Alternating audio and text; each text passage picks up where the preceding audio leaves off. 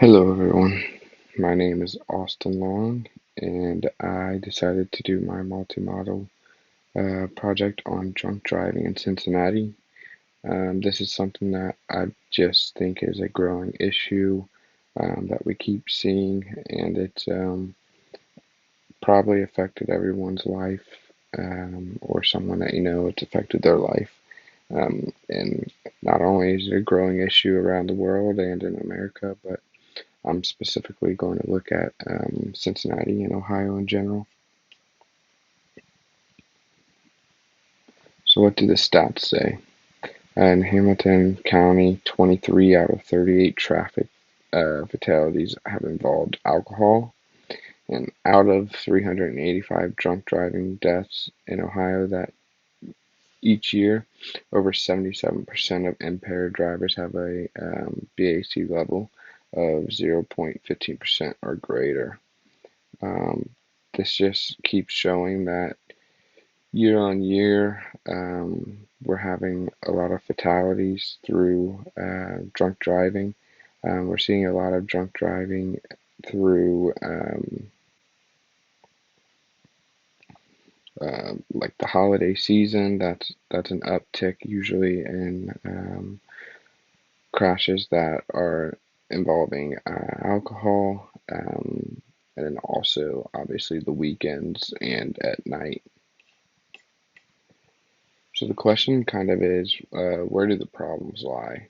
Another stat, this is more related to just the United States, but 32 people in the United States are killed every day in crashes involving an alcohol impaired driver, which the CDC claims that this is one death every 45 minutes, just solely based off of a drunk driving incident, which is pretty insane, and I think it's a very much a cause for concern.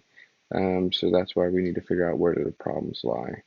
With there constantly being a rise within drinking and driving cases, where do they lie?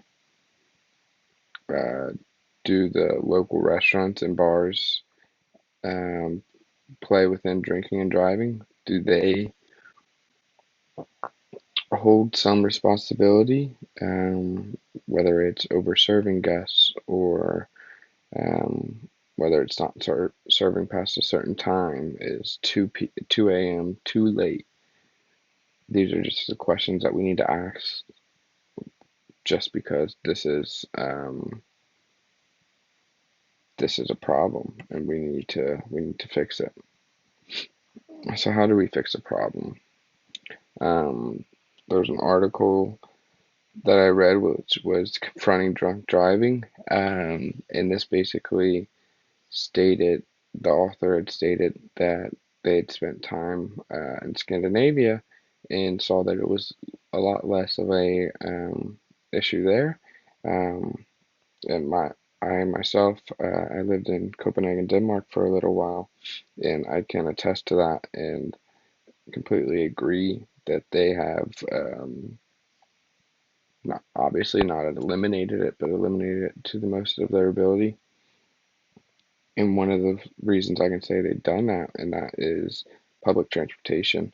Um, their public transportation, whether it is the bus or their version of the subway, is tremendous. It's always running, um, and people use it all the time.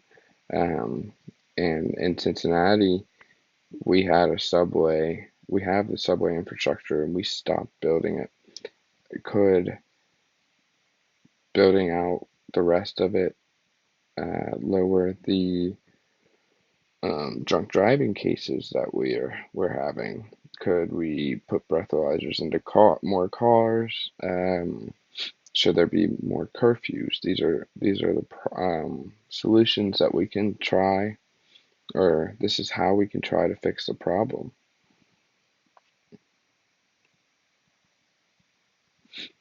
Some other solutions could be having stricter penalties for drunk driving cases, and then, like I just had said, better and more planned out public transportation.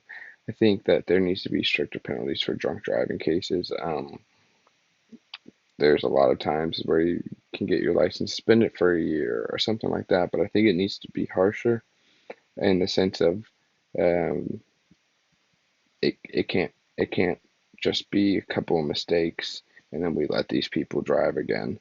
Um, this needs to be harsher so that people know the consequences before they get behind the wheel, uh, and to a point to where they're not willing to risk it.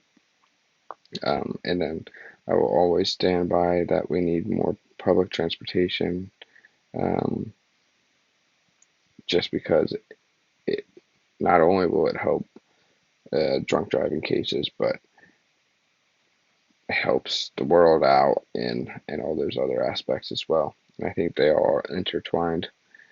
Um, but thank you. I appreciate you all for uh, watching my video, and I hope that we can soon make a difference in lowering the drunk driving in Cincinnati. Thanks.